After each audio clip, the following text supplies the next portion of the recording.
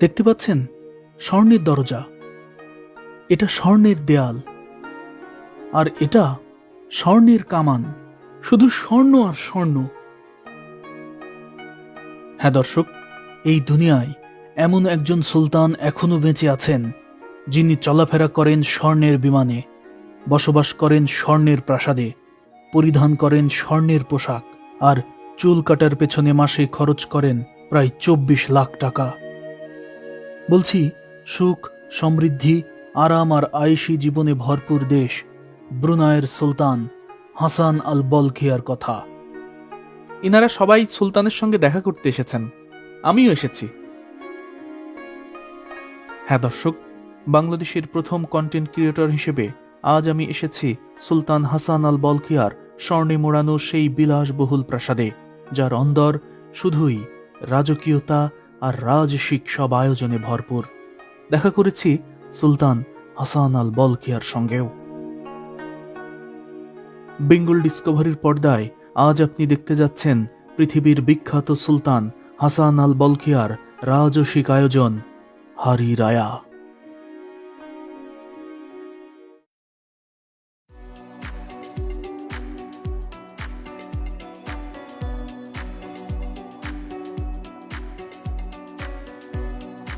দক্ষিণ পূর্ব এশিয়ার সুখ, সমৃদ্ধি আর রাজকীয়তার আধার হিসেবে পরিচিত মুসলিম দেশ ব্রুনাই থেকে শুভেচ্ছা জানাচ্ছি আমি জুবায়ের আল মাহমুদ।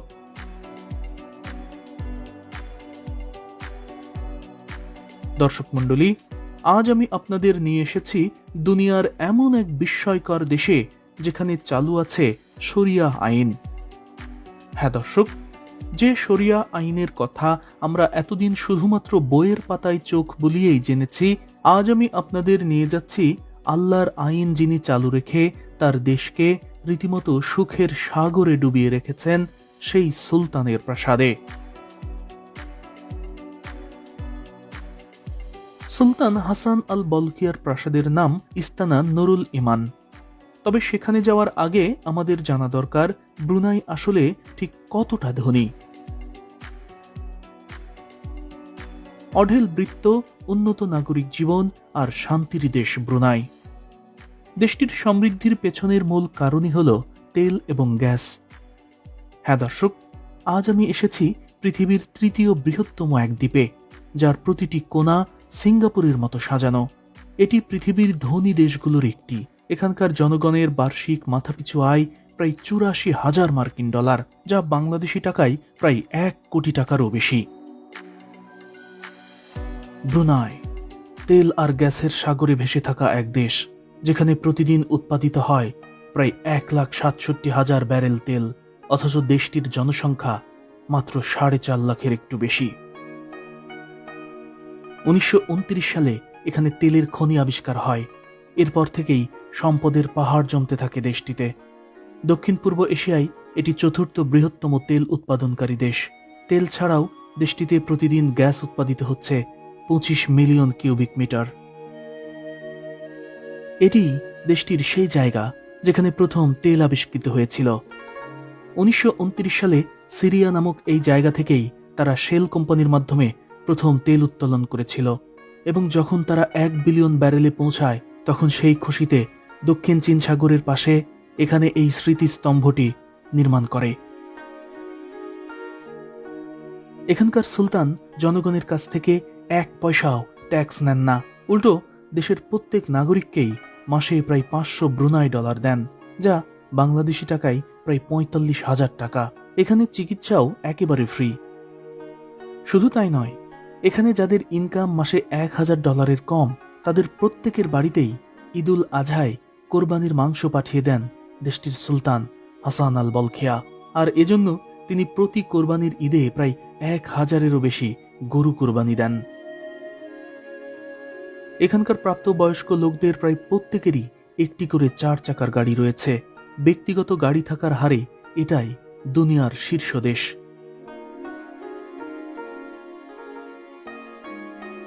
পূর্ব এশিয়ার বুর্নয় দ্বীপের উত্তরে অবস্থিত ব্রুনাই দারুস সালাম।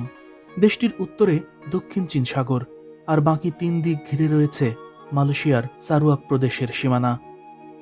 তবে এই দেশটির আয়তন খুব বেশি নয়, মাত্র 2226 বর্গমাইল। এখানে 2019 সাল থেকে শরিয়া আইন চালু আছে, তাই অপরাধের কথা কেউ চিন্তাও করতে পারে না। চুরি করলে এখানে হাত কেটে নেওয়ার বিধান রয়েছে।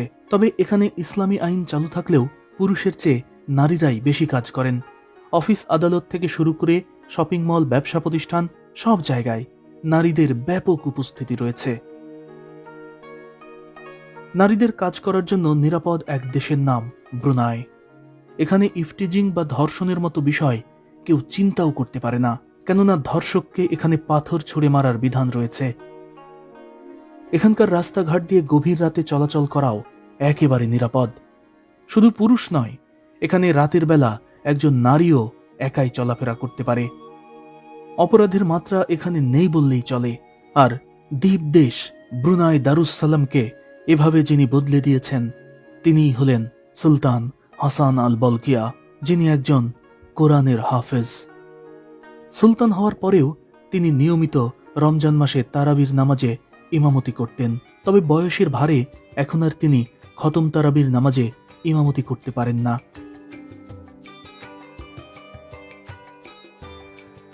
এখানকার শতভাগ মুসলিম বাসিন্দাদের কোরআন শিক্ষা বাধ্যতামূলক, তাই ব্রুনাইয়ের সকল মুসলমানই কোরআন হাদিসের জ্ঞান রাখে, যে কারণে এখানে ওয়াজ মাহফিলের প্রয়োজন হয় না। দেশটির সরকারি ভাষা মালয় হলেও এখানকার শতভাগ মানুষ আরবি পড়তে এবং লিখতে জানে, অর্থও বুঝে। আর তাই এখানকার রাস্তাঘাট, দোকানপাট সহ বিভিন্ন সাইনবোর্ডে আরবি ভাষার ব্যাপকতা লক্ষ্য করা যায়। শুধু তাই নয়, এখানকার সুলতান তার দেশের প্রত্যেক নাগরিককে বিনা পয়সায় একটি করে বাড়িও নির্মাণ করে দেন। আমরা বইয়ের পাতায় মৌলিক চাহিদা হিসেবে যেগুলো জেনে এসেছি, এখানকার নাগরিকরা তার সবই পায় একেবারে বিনামূল্যে। হ্যাঁ দর্শক, আজ আমি যাচ্ছি আল্লাহর আইন চালু রেখে যিনি নিজের দেশকে সুখ আর শান্তির দেশে পরিণত করেছেন, সেই সুলতান হাসান আল বলকিয়ার প্রাসাদে। মূলত তিনি প্রতি বছর ঈদুল ফিতরের দ্বিতীয় এবং তৃতীয় দিনে তার প্রাসাদ সবার জন্য উন্মুক্ত রাখেন, যেখানে খাওয়া দাওয়া থেকে শুরু করে তার প্রাসাদে আগতদের জন্য তিনি উপহার সামগ্রীও প্রস্তুত রাখেন। আমি এখন যাচ্ছি ব্রুনাইয়ের সুলতানের প্রাসাদে। আমরা সুলতানের সঙ্গে দেখা করব এবং জীবনে এই প্রথম কোনো ক্ষমতাধর সুলতান যিনি এখনো সিংহাসনে, তার সঙ্গে মোলাকাত করতে যাচ্ছি, দেখা করতে যাচ্ছি, তাকে নিজের চোখে দেখবো ইনশাআল্লাহ। আর এ কারণেই সাত সকালে বের হয়েছি। তবে এখানে তার সঙ্গে দেখা করার জন্য আমরা ভেবেছিলাম যে আমরা শুরুতে ডার্ট ভাড়া করেছিলাম, অর্থাৎ আমাদের দেশের উবার পাঠাওয়ের মতো যে রাইড শেয়ারিং যে গাড়ি যেভাবে ভাড়া করতে হয়, সেভাবে আমরা একটা গাড়ি নিয়েছিলাম। তো এই গাড়ি আসলে মূল প্রাসাদে যেতে পারবে না, কারণ নিয়ম নেই। প্রাসাদে যায় শুধুমাত্র শাটল বাস। হারিরায় অনুষ্ঠানে যোগ দিতে শহর জুড়েই নানা জায়গায় মানুষ ওঠানোর জন্য এই ধরনের পিকআপ পয়েন্ট চালু করা হয়। সুলতানের সঙ্গে দেখা করতে ব্রুনাইবাসীরা তাদের জাতীয় পোশাক পরে এই অস্থায়ী পিকআপ পয়েন্টে জড়ো হতে থাকেন সাত সকাল থেকে। তবে আমাদের বাসে যাওয়ার কথা থাকলেও বাস আসতে দেরি করায় ওঠানো হলো একটি মাইক্রোবাসে। তবে প্রাসাদে প্রবেশের জন্য বেশ কিছু নিয়ম কানুন রয়েছে, যেমন সেখানে কোনো ক্যামেরা নিয়ে যাওয়া যাবে না, তবে মোবাইল নিয়ে যাওয়া যাবে। এমনকি ব্রুনাইবাসীদের বাধ্যতামূলকভাবে পরতে হবে তাদের জাতীয় পোশাক, জুতার রং হতে হবে কালো।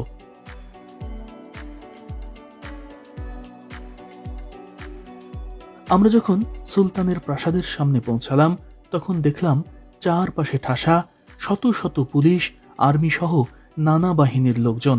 জায়গাটি রীতিমতো নিরাপত্তার চাদরে মোড়া।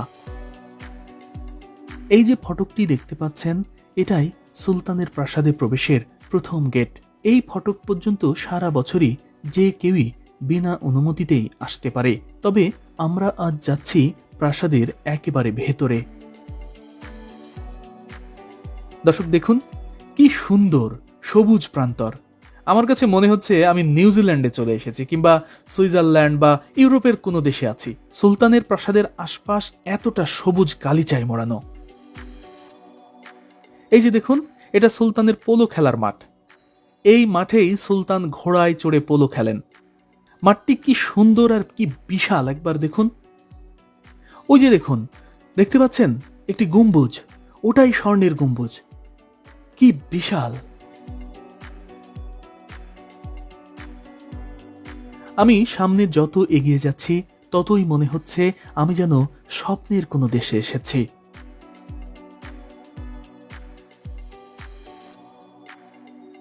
কিছু দূর এগিয়ে যাওয়ার পর গাড়ি থেকে আমাদের এমন এক জায়গায় নামিয়ে দেওয়া হলো, যার মাঝখানে চোখে পড়ল দারুণ কিছু ফোয়ারা, যেখান থেকে অবিরাম উপচে পড়ছে পানি। আর চারপাশটাও ছিল নানা ধরনের ফুল লতাপাতায় ঘেরা এক অন্যরকম স্বর্গীয় পরিবেশ।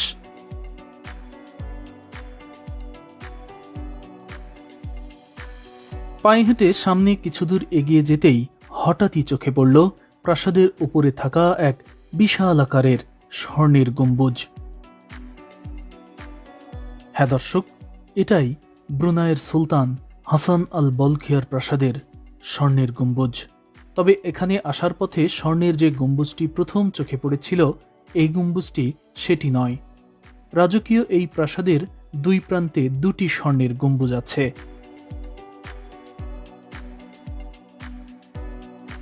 সোনায় মোড়ানো এই গম্বুজটি দেখার পর প্রাসাদটির ভেতরটা দেখার জন্য আমি রীতিমতো অস্থির হয়ে গিয়েছিলাম। তবে আরেকটু সামনে এগিয়ে যেতেই পাশ থেকে কেউ একজন বলল, এখানকার এই সড়ক বাতির খুঁটিগুলোর সোনালী অংশগুলোও স্বর্ণের।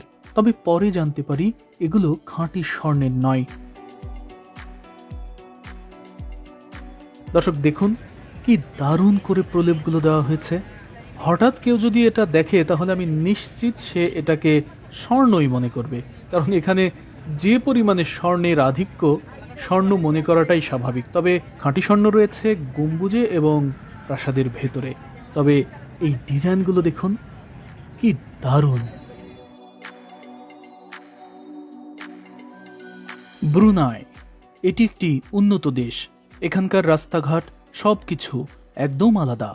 দেশটি এমন এক ব্রিজ নির্মাণ করেছে যেটি প্রায় 30 কিলোমিটার লম্বা। তবে দেশটি খুবই ছোট এবং এর দুটো পৃথক অংশ রয়েছে।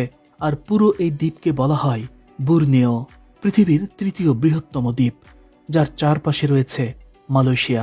আর এখানকার পৃথক দুটি দ্বীপকে সংযুক্ত করতেই দেশটি এই কুল কিনারাহীন ব্রিজটি বানিয়েছে। তবে শুরুতে ব্রুনাই সালতানাতের বিস্তৃতি ছিল ফিলিপাইন্স এবং ভিয়েতনাম পর্যন্ত। মালয়েশিয়ারও কিছু অংশ ব্রুনাইয়েরই অধীনে ছিল। সুলতান হাসান আল বলখিয়া ব্রুনাইয়ের 29তম সুলতান।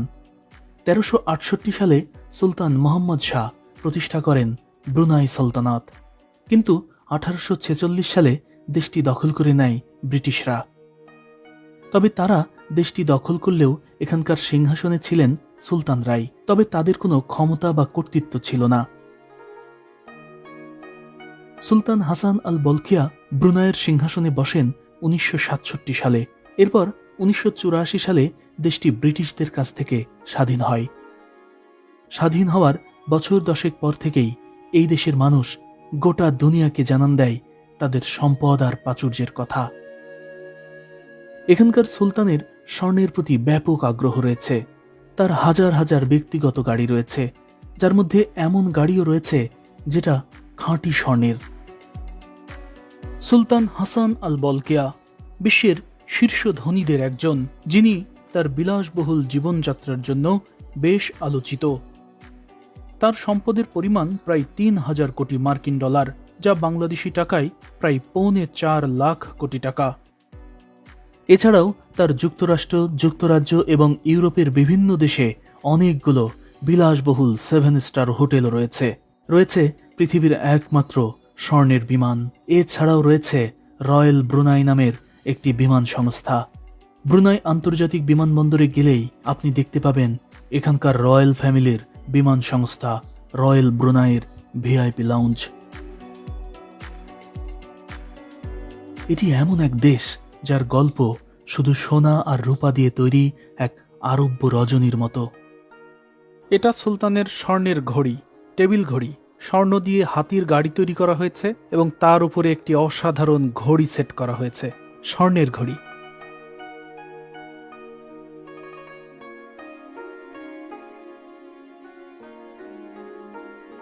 এটা ব্রুনাই দারুসালামের রয়্যাল মিউজিয়াম। সুলতান হাসান আল বলকিয়ার ব্যবহার করা স্বর্ণের গাড়ি সহ এর ভেতরে রয়েছে তার এবং তার স্ত্রীর ব্যবহার করা স্বর্ণ, হীরা আর নানা ধরনের জহরতে মোড়ানো দুনিয়ার সবচেয়ে দামি পোশাক। পাথরের এই ইমারতের অন্দর রীতিমতো এক স্বপ্নের দুনিয়া। এখানে যা কিছু আছে সবই স্বর্ণের। এইটা স্বর্ণের ঢাল, এগুলোর মাঝখানে হীরাও বসানো আছে।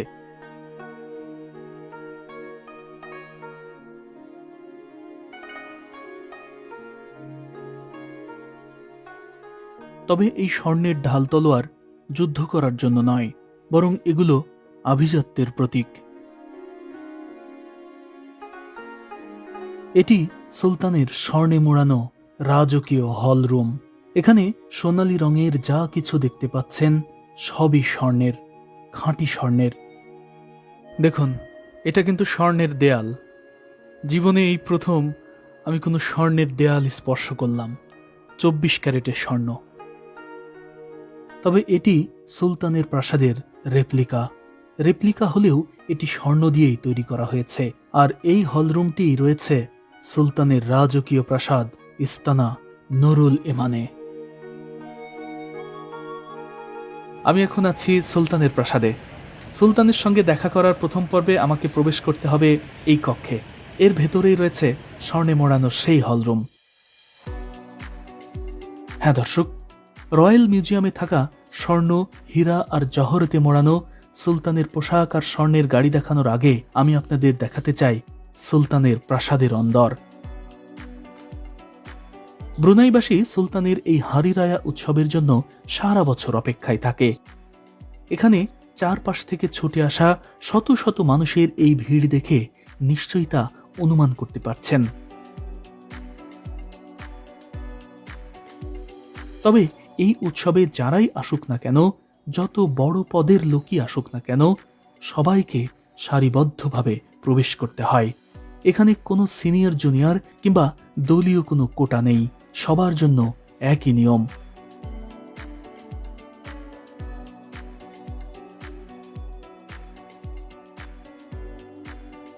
এটা হারি রায়া প্রোগ্রামের কার্ড। এই কার্ড এখান থেকে আমাকে দিয়েছে, তবে এই কার্ডটি সব সময় সঙ্গে রাখতে হবে। এটি হারিয়ে গেলে আপনি সুলতানের সঙ্গে দেখা করতে পারবেন না। বিশেষ এই কার্ড দেখানোর পর সারিবদ্ধভাবে সামনে এগিয়ে যেতে থাকলাম। খেয়াল করে দেখলাম এখানে প্রায় সবাই এসেছেন কালো রঙের জুতা পরেই। তবে আমার কালো রঙের জুতা না থাকলেও একজন বিদেশি পর্যটক হিসেবে আমি এই ছাই রঙের জুতা পরেই প্রাসাদে প্রবেশের অনুমতি পেয়ে যাই।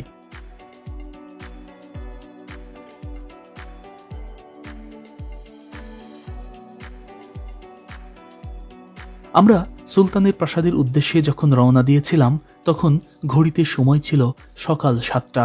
কেউ কেউ আরও সকালে এসেছেন। তবে সুলতান আগে থেকেই সবার জন্য খাবারের ব্যবস্থা করে রেখেছেন, অর্থাৎ সকালে হোটেল কিংবা বাড়ি থেকে খেয়ে আসার কোনো প্রয়োজন নেই।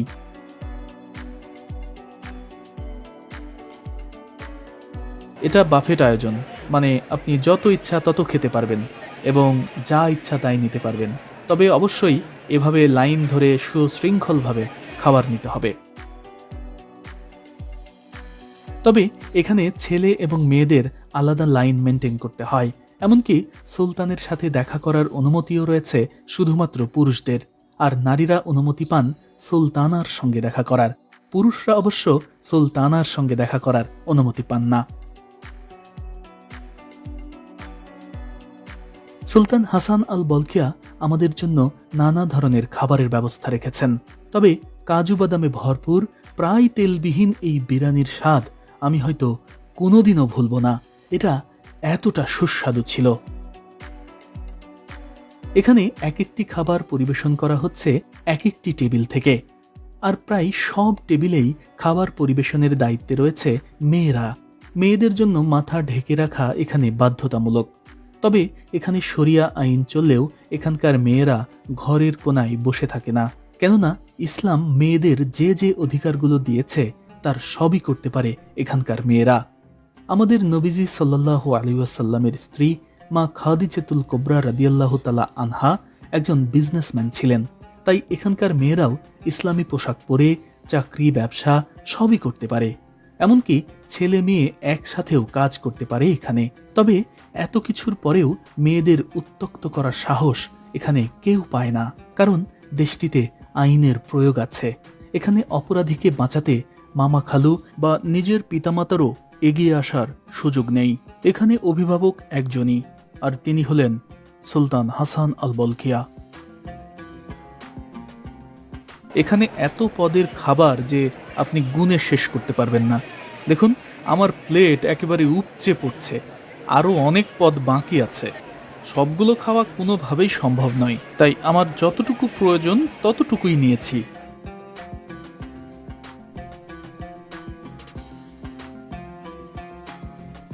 এই অসাধারণ খাবারগুলো খাওয়ার পর এখানে চা কফি সহ নানা ধরনের ডেজার্ট আইটেমও রয়েছে, সেগুলো টেস্ট করতে পারেন।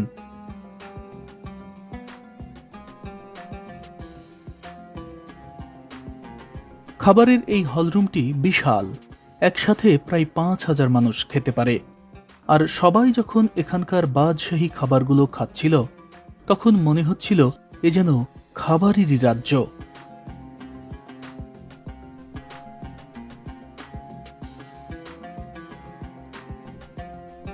খাওয়া দাওয়া শেষ করে আবারও লাইনে দাঁড়াতে হলো সবাইকে।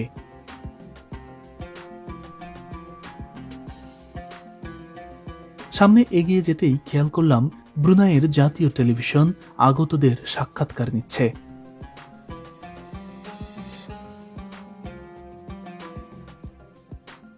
সুলতানের বাদশাহী প্রাসাদ কত ধরনের ঝাড়বাতি দিয়ে যে সাজানো তা আমি বলে বোঝাতে পারবো না।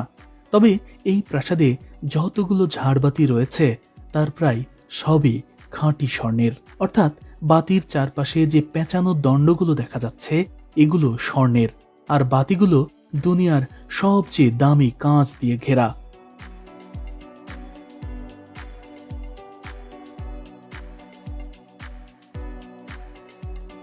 সুলতানের এই প্রাসাদে মোট 1700টি কক্ষ রয়েছে, যার মধ্যে সুলতান এবং সুলতানা যে কক্ষে থাকেন তা স্বর্ণ দিয়ে তৈরি। তবে প্রাসাদটির সব জায়গায় যাওয়ার অনুমতি নেই। এরপরও আমি এখানকার এমন কিছু ছবি পেয়েছি যা দেখলে আপনিও চমকে উঠবেন।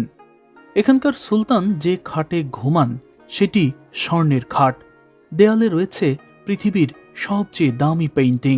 এছাড়াও সিলিং, বারান্দা, দরজা সবই আলিশান এবং স্বর্ণের। সুলতানের টয়লেটও স্বর্ণের। তিনি যেখানে গোসল করেন সেটাও স্বর্ণের বাথটাব, এমনকি তিনি যেখানে হাত ধৌত করেন সেই বেসিনও স্বর্ণের। মোট কথা, সোনালী যা কিছু দেখছেন সবই 24 ক্যারেটের খাঁটি স্বর্ণ দিয়ে তৈরি। এমনকি রয়্যাল ফ্যামিলির সদস্যরা যে চেয়ারে বসেন সেগুলো স্বর্ণের চেয়ার। রাজপরিবারের এমন রাজকীয় বিয়ের আয়োজনে সুলতান মিলিয়ন মিলিয়ন ডলার ব্যয় করেন।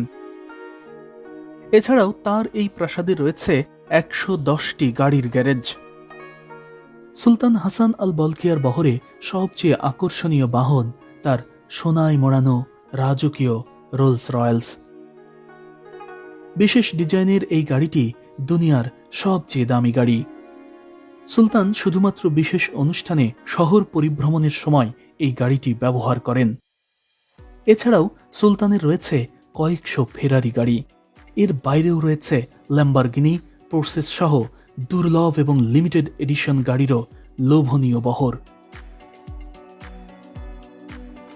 সুলতান হাসান আল বলকিয়া, যার কাছে দুর্লভ বলে কিছু নেই, শৌখিনতা যার পায়ের কাছে এসে দোলা দেয়।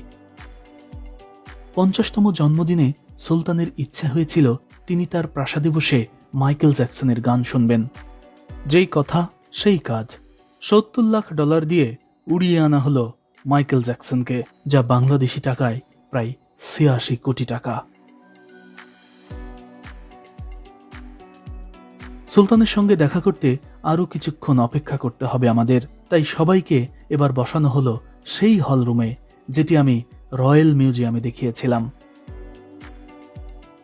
হ্যাঁ দর্শক, এটাই সেই স্বর্ণের মঞ্চ যেখানে বসে সুলতান হাসান আল বলকিয়া সহ রয়্যাল ফ্যামিলির সবাই নানা ধরনের প্রোগ্রামে অংশ নেন।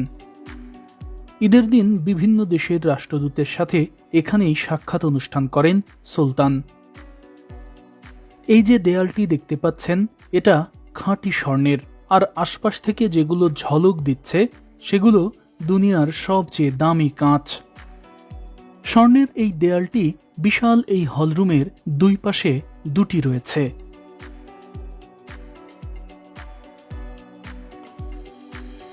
ইস্তানা নুরুল ইমান, এটি দুনিয়ার সবচেয়ে দামি প্রাসাদ, যার বাজার মূল্য প্রায় $৩০০ কোটি। এটি দুনিয়ার সবচেয়ে বড় আবাসিক প্রাসাদও বটে, যা গ্রিনিজ রেকর্ডেও উল্লেখ আছে। তবে এই দেশটিতে আসা সহজ কথা নয়। এখানে ট্যুরিস্ট ভিসা পাওয়া রীতিমতো ভাগ্যের ব্যাপার। ভিসা পেতে বহু রকমের ডকুমেন্টস জমা দিতে হয়। তবে আমি অবশ্য কঠিন এই কাজটি সহজে পেতে ঢাকার বিখ্যাত একটি ট্রাভেল এজেন্সির সাথে যোগাযোগ করি। তারাই আমাকে সবকিছু গুছিয়ে দেয়। এম্বাসিতে কাগজপত্র জমা দেওয়ার ৭২ ঘন্টার মধ্যেই আমি হাতে পেয়ে যাই ভিসা।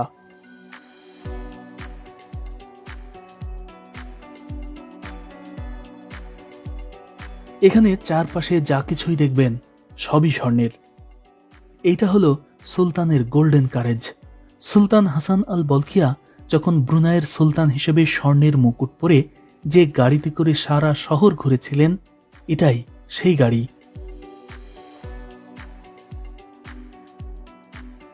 এখানে যা কিছু দেখছি সব স্বর্ণের, এবং আমি যত দেখছি তত আমার চোখ মুখ বিস্ময়ে ভরে যাচ্ছে। একটি গাড়ি পুরোটা স্বর্ণের হতে পারে। দেখুন, গাড়ির একবারে মাথা থেকে শেষ মাথা পর্যন্ত, শুরু থেকে শেষ মাথা পর্যন্ত পুরোটাই স্বর্ণের, পুরোটাই স্বর্ণের। স্বর্ণ ছাড়া এখানে কোনো কিছু নেই। দেখুন কি সুন্দর স্বর্ণ, এটা স্বর্ণের। বিশ্বাস হয়। শুধু এটাই নয়, এই যে পিছনে যে সিংহাসন দেখতে পাচ্ছেন সেটাও স্বর্ণের। আর এই সিংহাসনটা রাখা আছে কার উপরে জানেন? গাড়ির উপরে। এই গাড়িটাও স্বর্ণের। তবে এই গাড়ি তেলে চলে না, মানুষ চালায়। এবং মানুষ এই যে এই হাতলগুলো ধরে ধরে ধরে ধরে মানুষ টেনে নিয়ে যায়। দেখুন, এবং নিচে চাকা লাগানো আছে।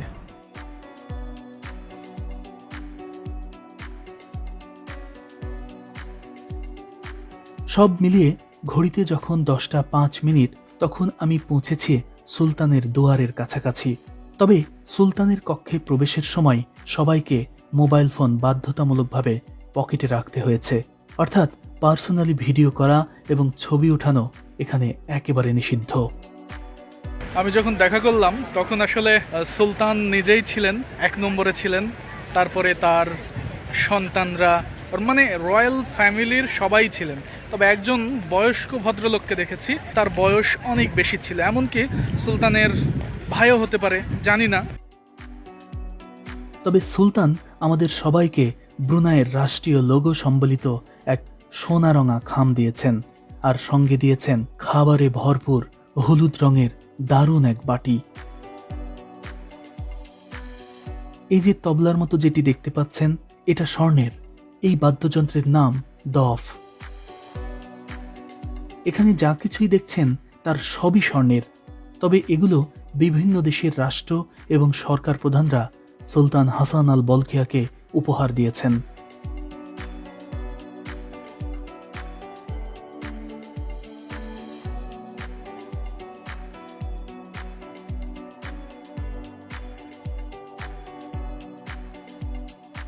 এখানে স্বর্ণের একটি কামানও রয়েছে। জীবনে এই প্রথম কোনো স্বর্ণের কামান দেখলাম।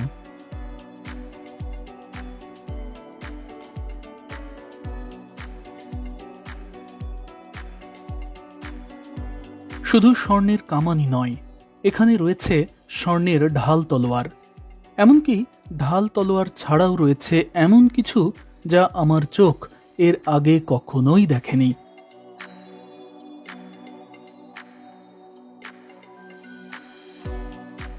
এইটার নাম আমি জানি না, তবে এই দণ্ডের সাদা যে অংশটি দেখতে পাচ্ছেন এটা রূপার, আর গোড়ার দিকে সোনালী রঙের যা কিছু দেখতে পাচ্ছেন এগুলো স্বর্ণের।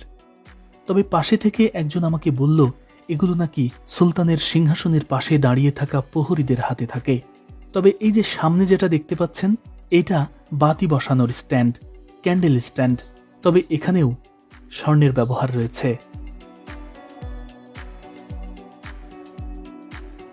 এছাড়াও সুলতান হাসান আল বলকিয়া যখন প্রথম সিংহাসনে বসেছিলেন তখন তার বহরে হলদে রঙের ছাতা ব্যবহার করা হয়েছিল। এগুলোই সেই ছাতা। হলুদ রং সুলতানের খুবই পছন্দের। আজও সুলতান যখন শহর প্রদক্ষিণ করেন তখন তার বহরে এই ছাতাগুলোই ব্যবহার করা হয়, আর রাজকীয় এই ছাতাগুলোর দণ্ডেও ব্যবহার করা হয়েছে খাঁটি স্বর্ণ।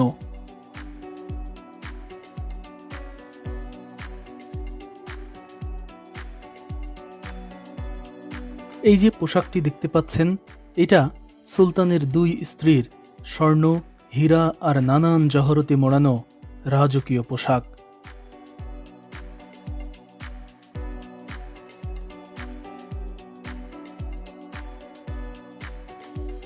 সুলতানের পোশাকটিও খাঁটি স্বর্ণ দিয়েই মোড়ানো।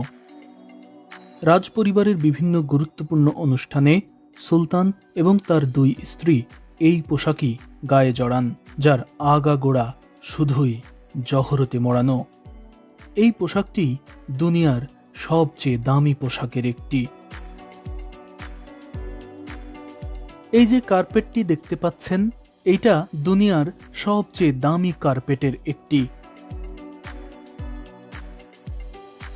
ভেতরে অবাক করা আরো নানান কিছু রয়েছে, তবে সবখানে ভিডিও করার অনুমতি নেই। এখানেই রয়েছে সুলতানের স্বর্ণের সিংহাসন, যেই সিংহাসনটি সুলতান তার এই স্বর্ণের গাড়ির উপর বসিয়ে সারা শহর প্রদক্ষিণ করেন। ব্রুনাই স্বর্ণে মোড়ানো এক অপার শান্তির দেশ।